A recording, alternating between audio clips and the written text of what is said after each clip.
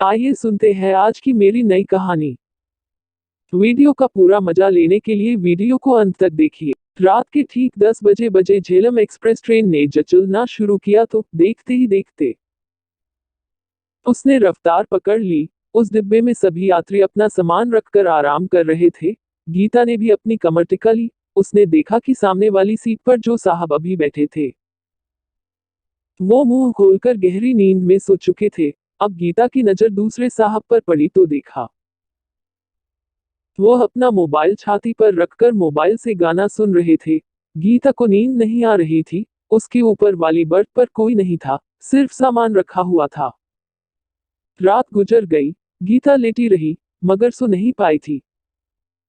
सुबह के 5 बजे चुके थे। अपनी दुनिया में मस्त वह नौजवान उठा और बाथरूम की तरफ चल दिया। जब वो वापस आया तो उसका चेहरा तरोताजा दिख रहा था। अब गाड़ी अंबाला कैंट पहुंच गई। वो छोले कुलचे लेकर आया और देखते ही देखते उसने नाश्ता भी कर लिया। सामने वाली सीट पर बैठे साहब ने पूछा, मैडम यह गाड़ी कौन से स्टेशन पर रुकी है? जी अंबाला स्टेशन पर। ये सुनकर वो फिर से सो गए। थोड़ी देर बाद वो फिर से खर्राटे लेने लगे। गीता ने ऊपर वाले बर्थ पर उस नौजवान पर निगाहें डाली तो देखा कि वो तो उपन्यास पढ़ रहा है। न जाने गीता की निगाहों को वो अच्छा लगने लगा।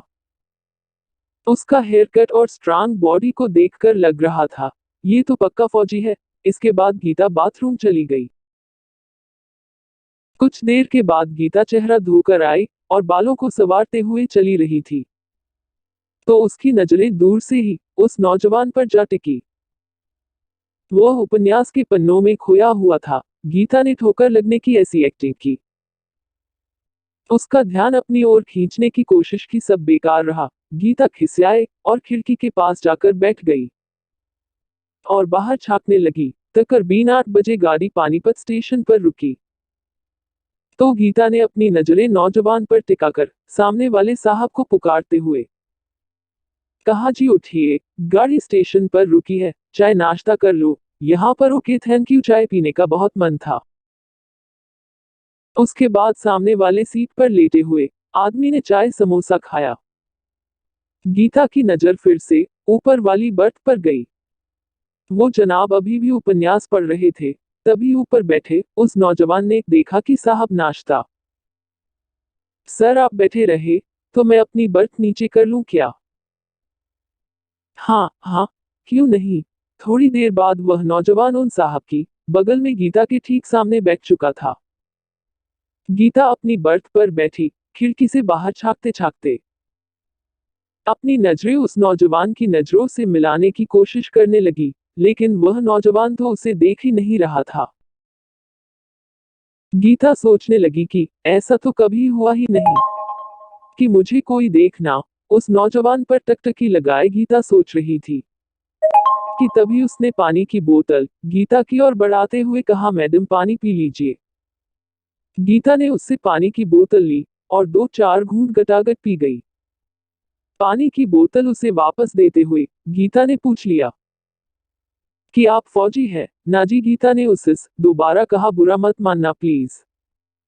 मैंने सुना है कि फौजी दिमाग से पैदल होते हैं। लड़की देखी वही कि कभी उनके सिर में तो कभी बदन में खुजली होने लगती है और फिर वो पागलों की तरह लड़कियों को देखने लगते हैं। पर आपने यह साबित कर दिया कि सभी फौजी एक जैसे नहीं होते। हाँ, पर फौजियों को ठीक रहने कौन देता है? जहां फौजी ऐसी हरकत नहीं करते वहां लड़कियां उनके साथ ऐसा करने लगती हैं। आखिर कोई कहां तक बचे? उस नौजवान की बात गीता के सीधे दिल पर जा लगी। बात करते करते नौजवान ने नाम पूछा। गीता और फिर गीता ने पूछा, आपका क्या नाम है? वो नौजवान बोला, प्रिंस। गीता और प्रिंस दोनों में दोस्ती हो गई और ट्रेन अगले स्टेशन रुकी तो वहां पर एक कपल चढ़े। वह अपनी बर्थ ढूंढते ढूंढते गीता के पास आ गए। वह कपल थोड़ा एजिड थे तो उन्होंने गीता से कहा, बेटा क्या आप ऊपर वाली बर्थ पर चली जाएंगी? मुझे चढ़ने उतरने में थोड़ी दिक्कत होती है।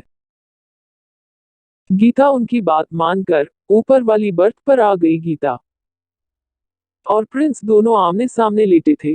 वो दोनों रोमांटिक बात करने लगे। धीरे धीरे वह दोनों अब एक ही सीट पर आ गए थे। अब प्रिंस वह ठहरा नौजवान फौजी, उसको अब बर्दाश्त नहीं हो रहा था।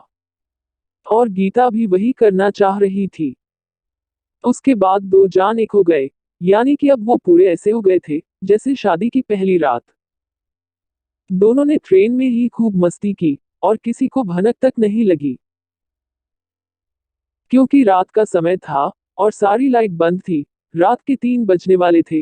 गीता का स्टेशन आने वाला था। गीता ने कपड़े पहने और प्रिंस तो सो ही रहा था। उसने प्रिंस को कुछ नहीं बताया और उसके पास से सारे पैसे निकालकर वह अगले स्टेशन उतर गई।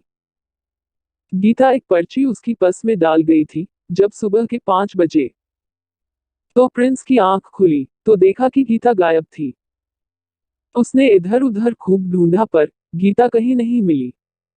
उसने एक कप चाय ली और पैसे देने के लिए पर्स खोला तो देखा कि सारे पैसे गायब थे, उसमें सिर्फ एक पर्ची थी।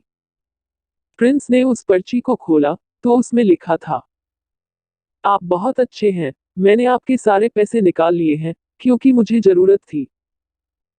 फौजी बोला, चुड़ैल कम से कम चाय पीने के लिए पैसे तो छोड़ देती। उसके बाद फौजी बहुत पछताया कि अनजान के साथ कभी भी विश्वास ना करें। दोपहर के 12:18। दोस्तों, ऐसी ही ऑसम कहानियां पढ़ने और सुनने के लिए हमारे चैनल ऑसम कहानियां को प्लीज लाइक करना और अपने खूबसूरत दोस्तों के साथ शेयर करना और सब्सक्राइब करना। धन्यवाद।